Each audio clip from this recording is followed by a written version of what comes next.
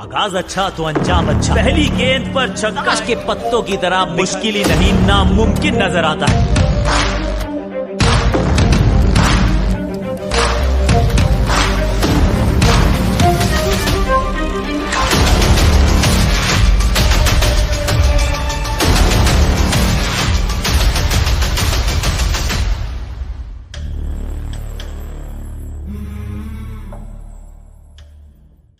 Assalamu alaikum to all of you. This is me, your presenter Beena Khan, and you are watching 99 News Channel. 99 News Channel में एक बार फिर हम आपके सामने हैं आपके पसंदीदा प्रोग्राम के साथ, जिसका नाम है स्पोर्ट्स विद 99। हमेशा की तरह एक बहुत ही ज़बरदस्त गेस्ट हमारे साथ स्टूडियो में मौजूद हैं, one and only Adnan Hasan Syed साहब, जो स्पोर्ट्स एनालिस्ट हैं। अस्सलाम वालेकुम सर। वालेकुम अस्सलाम और तमाम देखने वालों को अस्सलाम वालेकुम। कैसे अदनान साहब, ठीक है? बिल्कुल ठीक ठाक, अल्हम्दुलिल्लाह अल्हम्दुलिल्लाह। हम अभी बात कर रहे थे बांग्लादेश और पाकिस्तान के दरमियान जो 2 टेस्ट सीरीज़ होने वाली हैं उनके बारे में। 21 अगस्त को पहला टेस्ट पिंडी स्टेडियम में इंशाल्लाह स्टार्ट होगा और बहुत अरसे के बाद अदनान भाई हम लोग जो है वो वाइट बॉल से जो है वो रेड बॉल की तरफ आ रहे हैं, ठीक है ना। और शान मसूद के कदमों पे बहुत ज़्यादा जिम्मेदारी है इस वक्त, क्योंकि प्रूव करना है उन्होंने ना सिर्फ अपने आप को, अपने पूरे स्क्वाड को, और फिर जाहिर है पाकिस्तान में क्योंकि चूँकि ख़ासकर जो हालात चल रहे हैं उसके लिए भी हमारी जीत बहुत ज़रूरी है। तो आप कैसे देखते हैं इस पूरे सिनेरियो को कि आपको क्या लगता है कि क्या उम्मीदें हैं? चलें यूँ कह लेते हैं कि वाइट बॉल से रेड बॉल की तरफ जो ये आ रहे हैं, तो क्या प्रिपरेशन पूरी है? क्या कहेंगे अदनान भाई? देखिए प्रिपरेशन का तो कभी हम ये नहीं कह सकते कि पूरी है, कोई ना कोई हमेशा रह जाती है गुंजाइश इसमें। और रेड बॉल की तरफ हम आए भी इतने महीनों के बाद हैं तो हम कुछ कह नहीं सकते हैं।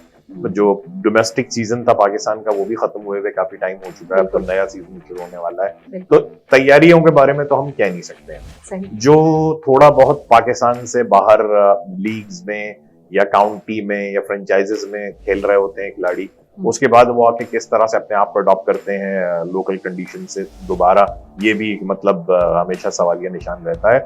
और जब से पाकिस्तान ने अपनी जो होम क्रिकेट है वो यूएई के बजाय वापस पाकिस्तान में भेजनी शुरू की है, तो सबसे ज्यादा जो क्वेश्चन मार्क लगता है वो पिच पे लगता है कि पिच की प्रिपरेशन जो है वो कैसी की जा रही है। तो जीतना यकीनन चाहिए। और अभी मैं कुछ पढ़ भी रहा था कुछ अर्सा पहले और सुन भी रहा था कि होम बुली होना जिसको कहते हैं कि हम घर में अपने जीतने वाली कंडीशंस और हमेशा जीतने वाले हालात पैदा करें, तो ये तो एक बड़ा नॉर्मल फिनोमेना है और ये होना चाहिए कि आप घर में तो आप बड़ी से बड़ी तगड़ी से तगड़ी टीम को भी टक्कर दें और उसको हराएं और आप इसके वर्ल्ड टेस्ट चैंपियनशिप के पॉइंट्स टेबल में जो ऊपर जाएं। तो बिल्कुल जीत के लिए हम तैयार हैं, मौसम अगर इजाजत दे, पिचेस सही खेलें और खिलाड़ी हमारे जो है हमारी उम्मीदों पे पूरे उतरे तो यकीनन जीत हमारे मुकद्दर में होगी इंशाल्लाह। मौसम की बात कर रहे हैं साहब आपने, तो सुन रहे हैं कि ये जो जिस पहला टेस्ट की जो डेट्स हैं 21 से 25,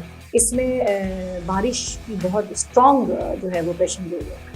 अगस्त में आप रखेंगे अगर मैचेस तो ये तो होगा, ठीक है। अच्छा, रावलपिंडी इस्लामाबाद में तो किसी हद तक, लाहौर में तो आप कह लें बहुत ज्यादा, लेकिन रावलपिंडी इस्लामाबाद में रेन का फैक्टर तो किसी भी महीने में हो सकता है, ठीक है। आप ये नहीं कह सकते कि यार आपको मतलब पहले फोरकास्ट देख लेनी थी, पहले मौसम देख लेते। इन शहरों में तो मतलब ये होता ही होता है। बट जुलाई अगस्त में, सितंबर अर्ली में अगर आप ये चाहें कि आप पाकिस्तान में कहीं भी 5 दिन का अगर आप मैच खेलना चाह रहे हैं और वो बारिश से मुतासिर होने का उसमें 1% चांस हो या उससे भी कम हो, तो ये ऐसा हो नहीं सकता।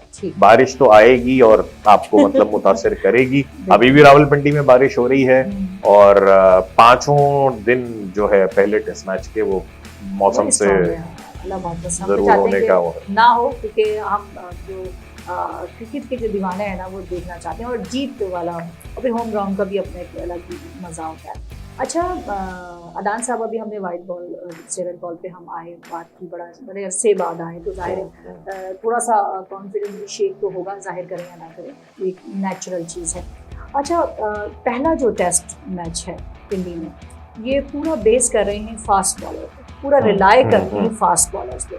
इसके लिए इन्होंने इब्रार अहमद को भी जो है इस वक्त फ़िलहाल कुछ वक्त के लिए स्क्वाड से बाहर किया, क्योंकि इस टेस्ट मैच के लिए सिर्फ किया है कामरान गुलाम और उनको जी निसार अहमद को। बिल्कुल। तो पूरा ये जो डिपेंड कर रहे हैं वो फास्ट बॉलर पे कर रहे हैं और इसके लिए उन्होंने 5 बॉलर्स के जो है नाम अनाउंस किए कि कौन कौन स्क्वाड में शामिल है। इस पे थोड़ी रोशनी डालें कि क्या ये डिसीजन सही था, क्या पिच ऐसी थी इसलिए लिया गया या बस ऐसे ही ले लिया गया?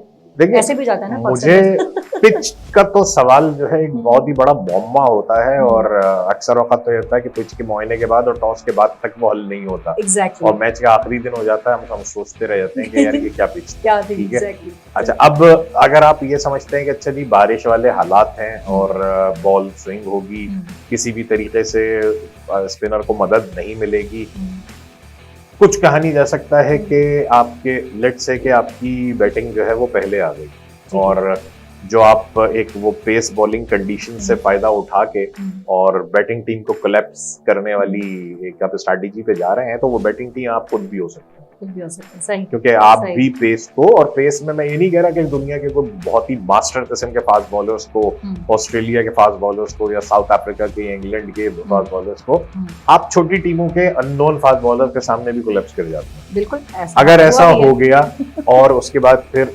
आखिरी बैटिंग जो है, अगर चौथी बैटिंग की जरूरत पड़ी और वो मुखालिफ टीम कर रही है, पिच खराब हो चुकी है, आप क्या करेंगे?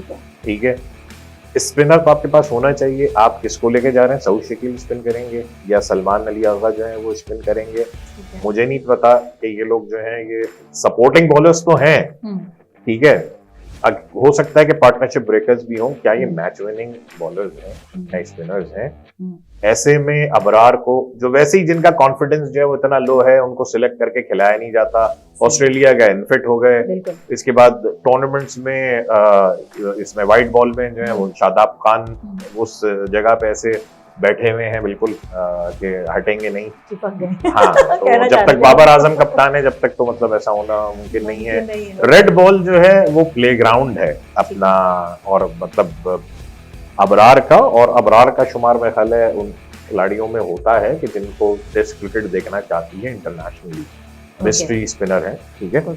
तो ना होना उनका और स्पिनर का ना शामिल करना कम से कम मेरे तो मतलब समझ से बाहर है। हो सकता है कि आगे पिच कुछ ऐसी हो धुआंधार किस्म की। सुना है अदान साहब के पिच पे जो not sure about that, but सुना है कि पिच पे शायद कुछ घास ये छोड़ने का इरादा रखते हैं जो फास्ट बॉलर्स को जो है वो हेल्प करेगी। और यही तो, क्योंकि इन्होंने इसी हिसाब से जो नाम हमारे सामने आए कि हमारे पास शाहीन शाफरी इस स्क्वाड में है, हमजा हैं, इसके अलावा नसीम शाह हैं, खुरम शहजाद हैं, और अभी आप जिक्र कर रहे थे आमिर जमाल का भी कुछ देर पहले। तो क्या पता ये रीजन? देखिए, वो फास्ट बॉलर्स को मदद देगी पिच, ठीक है, बारिश की कंडीशंस भी हैं, घास भी है, तो वो कौन से मुल्क के फास्ट बॉलर्स हैं ये पता है आपको। आप टॉस जीत जाएंगे ये पता है। कौन सी इनिंग कितनी लंबी चलेगी और पिच कितना डिटोरिएट करेगी और टेस्ट मैच के कौन से दिन अचानक धूप निकल आएगी, ये क्या सब आपको बातें मालूम है। कॉम्बिनेशन आपको हमेशा सेफ रह के चलना पड़ता है। इस वक्त मेरे ख्याल है पाकिस्तान की 11 में कॉम्बिनेशन बहुत ही सेफ है। आप 7 बैटर्स के साथ उतरते हैं मैदान में, क्योंकि मोहम्मद रिजवान आपके बाकायदा मुस्तनद बैट्समैन हैं। वो विकेट कीपर नहीं है कि जो थोड़ी सी बैटिंग कर ले, वो जमाना अब चला गया हर टीम का, ठीक है। सलमान अली आगा को आप 7वें नंबर पे खिलाते हैं। Salman Ali Agha is more than capable of batting at 4 और 5। वो 7 तक बैटिंग कर रहे होते हैं और आपके पास ऑलराउंडर हैं। आमिर जमाल है, सुना है कि इस वक्त फिट नहीं है वो, कि आमिर जमाल है ऑस्ट्रेलिया में किसी ने परफॉर्म नहीं किया, वो बैट और बॉल दोनों से परफॉर्म करते हुए आ रहे हैं। तो उमूमन कॉम्बिनेशन जो होता है किसी भी अच्छी टेस्ट टीम का वो ये होता है कि 5 बैट्समैन होते हैं, एक विकेट कीपर होता है आपका नंबर 6, उसके बाद आप सिलेक्ट करते हैं 4 बॉलर्स और 11वां आदमी जो 7वें नंबर पर बैटिंग करता है वो ऑलराउंडर होता है। यहाँ ऑलराउंडर का जो ताज है वो सलमान अली आगा के सर पे है। और मैं नहीं समझता कि वो कोई जेन्युइन ऑलराउंडर का किरदार अदा कर सकते हैं किसी टीम में। हेल्पिंग बॉलर हैं, पार्टनरशिप ब्रेकर हैं, सपोर्ट बॉलर हैं। जेन्युइन ऑलराउंडर आमिर जमाल है। पहले इस सीट पे बराजमान रहे फहीम अशरफ बहुत जमाने तक, ठीक है, थोड़ा बहुत उन्होंने परफॉर्म भी किया। अब लेकिन खास तौर पे फास्ट बॉलिंग कंडीशंस में if Aamir Jamal is missing, बहुत बड़ा ये हमारे पास ये ड्रॉबैक होगा। और अगर आमिर जमाल मिसिंग है तो मेरे ख्याल में अबरार को टीम में होना चाहिए था। कि एक बैट्समैन आप कम कर सकते हैं इन कंडीशंस में, नहीं कर रहे। बहरहाल टीम और कप्तान मैनेजमेंट सब। अच्छा, एक चीज़ है रान साहब जिसको बड़ा अभी कुछ अरसे से जो है बड़ा अफसोस होता है कि जैसे हर टीम में कुछ प्लेयर्स ऐसे होते हैं जिनके बारे में वो टीम और उसके जो लवर्स होते हैं वो कहते हैं भाई ये जब तक पिच पे खड़ा है ना टेंशन नहीं लेना, ये मैच निकाल देगा, ये प्रॉब्लम्स के वो जो एक हार्ड टाइम है उसको निकाल देगा। बदकिस्मती से कुछ अरसे से पाकिस्तानी क्रिकेट टीम में ये लैकिंग देखने में आई है कि हम कॉन्फिडेंटली ये नहीं कह पा रहे हैं कुछ अरसे से। सईद अनवर का एक टाइम था, एक सुहेल का एक टाइम था, सईद अनवर और सुहेल, इंज़मामुल हक, जब इंज़मामुल हक से पहले जावेद मियां थे, सलीम मलिक आखिर टेल पे मोइन जो है नहीं, ये वो आपकी मैं बिल्कुल सवाल आपका समझ गया मैं। हाँ, तो इस अब हम मतलब हम कब इस फेज से निकलेंगे? कोई है इस वक्त अभी टेस्ट क्रिकेट में? टेस्ट में चले, टेस्ट पे बात करें, टेस्ट में नहीं, वो तो ऑल फॉर्मेट्स की स्टोरी है, तो ये तो मतलब कुछ है यकीन है। हमारे पास मैच विनर्स नहीं है, हमारे पास रिलायबल प्लेयर्स नहीं है किसी भी फॉर्मेट में। अपनी स्टार्ट पैडिंग होती है, मैं दुनिया का नंबर 1 बॉलर हूँ, मैं दुनिया का नंबर 1 बैट्समैन हूँ, मेरे इतनी 50s हो गई हैं, मैंने तो फलाने से डॉन ब्रैडमैन से भी इतनी कम इनिंग्स में इतने रन बना लिए हैं, वगैरह वगैरह। सारा असल में मार्केटिंग का गेम हो गया। बिल्कुल। आपको याद होगा, मैं उसके नाखुशगवार वाक़े का मैं जिक्र करना नहीं चाहता, लेकिन हमारे एक साबका चीफ सिलेक्टर थे, जब उसका ये दौरा हुआ था पिछले साल वर्ल्ड कप में, 50 ओवर के वर्ल्ड कप में, कि एक बहुत बड़ा तनाजा खड़ा हुआ था कि मार्केटिंग फर्म है या पीआर फर्म है जिसके ये डायरेक्टर भी हैं और सारे कॉन्ट्रैक्ट्स हैं, ठीक है। तो उस वक्त ये हुआ था कि उन्होंने इस्तीफा दे दिया और कहा कि इंक्वायरी होगी, फलाना ढिमकाना। आज 1 साल हो गया, कोई इंक्वायरी नहीं हुई, ठीक है। उसके नतीजे में क्या हुआ है कि इमामुल हक सबसे, मैं कहता हूँ, कंसिस्टेंट इस वक्त बैटर थे। वो जो कुछ भी है, उनकी जो भी मतलब बयानात हैं या जो भी उनकी वाबस्तगी है, नेपोटिज्म का प्रोडक्ट है, वो इंज़मामुल हक के भतीजे हैं, ये सारी बातें एक तरफ रखते हुए ये इमामुल हक जो है ये सबसे कंसिस्टेंट बैटर थे टेस्ट लेवल पे।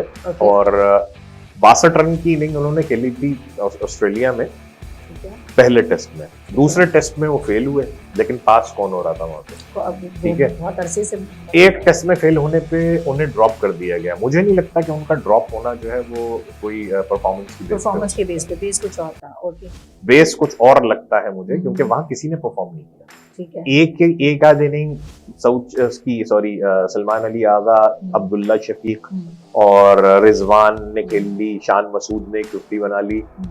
बाबर आजम और सऊद शकील तो टोटल फेलियर रहे, ठीक है। साइम अयूब ने पहली इनिंग में जो टेस्ट खेले वो 0 किया, फिर उसके बाद फिर 33 रन बनाए। अब रियली हमारे पास nobody to look forward to. ये सवाल जो है ये बहुत गहरा है और ये मतलब बहुत आगे तक जाएगा।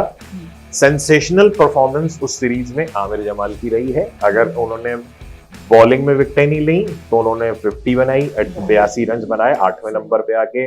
उसके बाद 6 विकेटें भी ली उन्होंने, फिर हर इनिंग में उन्होंने विकेटों से कंट्रीब्यूट किया, लेट ऑर्डर के रन से कंट्रीब्यूट किया। परहैप्स के मतलब वो एक हम देखते हैं कि अच्छा इस सीरीज में वो क्या कर सकते हैं, वो नहीं है। दूसरे नंबर पर आपका अगर पिछले 1 साल के अंदर, 1.5 साल के अंदर कोई ऐसा खिलाड़ी आया है कि जिसके बारे में दुनिया बात कर रही है, वो आपका मिस्ट्री स्पिनर अबरार है, वो स्क्वाड में शामिल नहीं है। अनफॉर्चुनेटली हम ये समझ नहीं सकते कि कोई कभी ऑस्ट्रेलिया कहीं खेल रहा हो और फास्ट बॉलिंग की कंडीशंस हो और उसने शेन वॉर्न को नहीं खिलाया। बहुत जो आपका मैच विनर है वो आपका मैच विनर है, चाहे वो रविचंद्र अश्विन है, चाहे वो शेन वॉर्न है, चाहे वो डैनियल विटोरी है। सारे अदवार में मतलब इकट्ठे करते हुए बता रहा हूँ। एक स्पिनर जरूर आपका होता है जो मैच विनर होता है, जो हर कंडीशन में उसका काम है हर कंडीशन में परफॉर्म करना। If you are not going to trust your players, तो फिर मतलब कोई भी खिलाड़ी आपका रिलायंस के उस दर्जे पे नहीं पहुंचेगा जिसका आप जिक्र कर रहे हैं। बिल्कुल सही। और हमारे पास भी ऐसे एक नहीं बल्कि इससे ज्यादा हमारे पास बहुत खिलाड़ी हैं। हुआ करते थे, मतलब मुश्ताक अहमद और बिल्कुल अपने अपने दौर में इनको दोनों अगर एक साथ नहीं खेल रहे तो एक एक तो बंदा होता था ना। एग्जैक्टली बहुत अच्छी मिसाल दी आपने अदान साहब। अच्छा, बस 21 अगस्त दूर नहीं है, बहुत ही करीब आ चुकी है, लेकिन अब तक ये डिसाइड नहीं हुआ कि विकेट कीपिंग के जो फराइज हैं वो कौन अदा करेगा। सरफराज अहमद है जनाब और मोहम्मद रिजवान हैं, इनमें से कोई एक विकेट कीपर के फराइज अंजाम देगा। लेकिन अभी तक अभी तक मेरे पास जो अपडेट है, अभी तक अनाउंस नहीं किया गया कि वो कौन सा फाइनल विकेट कीपर होगा जो कि पिंडी में एज अ विकेट कीपर भी परफॉर्म करेगा।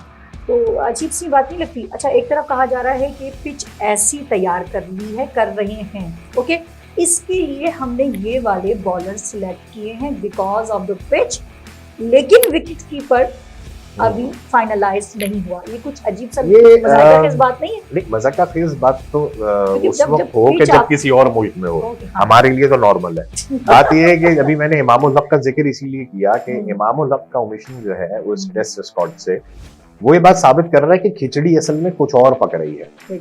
अगर उस खिचड़ी के हिसाब से हम चल रहे हैं तो मेरा ख्याल है कि रिजवान की जगह पक्की नहीं है। अदरवाइज अगेन पिछली सीरीज में थोड़ा बहुत मतलब स्कोर किया है उन्होंने, और जो सरफराज की पिछली सीरीज थी, लास्ट सीरीज थी, उसके हिसाब से तो उनको वो आउट स्कोर कर रहे हैं, तो उन्हीं को अपनी जगह जो है वो बरकरार रखनी चाहिए अनटिल अनलेस के वो अनफिट ना हो जाए, या उनकी तरफ से जो है वो उनका कोई लोड मैनेजमेंट का कोई प्रोग्राम टीम ने तय किया हुआ अपने जहन में कि इन्हें बाकी फॉर्मेट्स में भी खेलना है तो टेस्ट में सरफराज को खिला दें, वरना तो मेरे ख्याल रिजवान को खेलना चाहिए।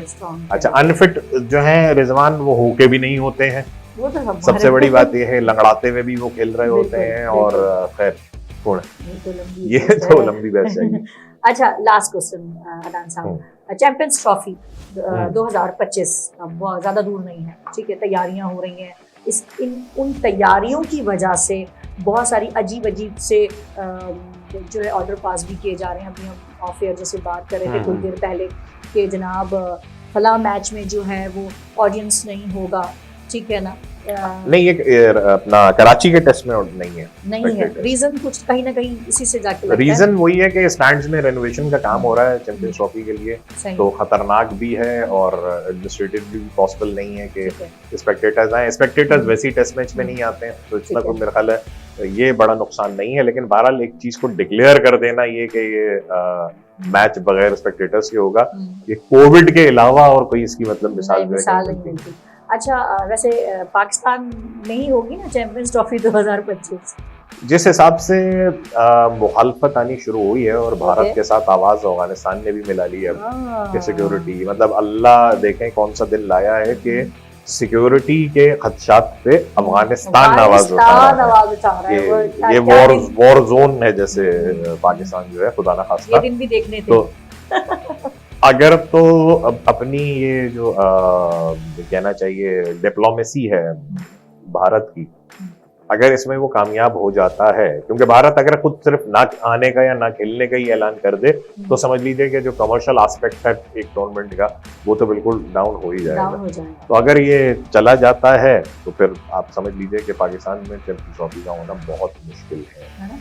और अगर किसी तीसरी टीम ने भी आवाज उठा दिया, ऑस्ट्रेलिया जैसी टीमों को अल्लाह मौका दे, अनक छेंचे कहते हैं ना एक हम अपने स्लैंग्स में, तो अनक छेंचे बनने का जो है वो अटवाटी खटवाटी लेके पढ़ने का, वो ऑस्ट्रेलिया को मौका दे कि नहीं भी हम नहीं आ सकते, बहुत मुश्किल काम। तो ये अल्लाह करे, हमारे लिए बहुत जरूरी है पाकिस्तान क्रिकेट के लिए कोई आईसीसी इवेंट होना, अल्लाह करे कि ये हो और भारत आए या ना आए या भारत के मैच आप कहीं और कराएं, जो कुछ भी है, लेकिन ये टूर्नामेंट पाकिस्तान में होना जो है ये बहुत जरूरी है। बहुत सारे रीजन इसके पीछे। और थैंक यू सो मच अदान साहब, बहुत अच्छी हेल्दी गुफ्तगू, और यकीनन हमारे व्यूअर्स को भी आपके जो जवाबात आपने इतनी डिटेलिंग और इतने अच्छे दिए, वो इसके लिए यकीनन वो भी कमेंट करेंगे। तो आप कुछ हमारे व्यूअर्स से कहना चाहेंगे तो बिल्कुल आप।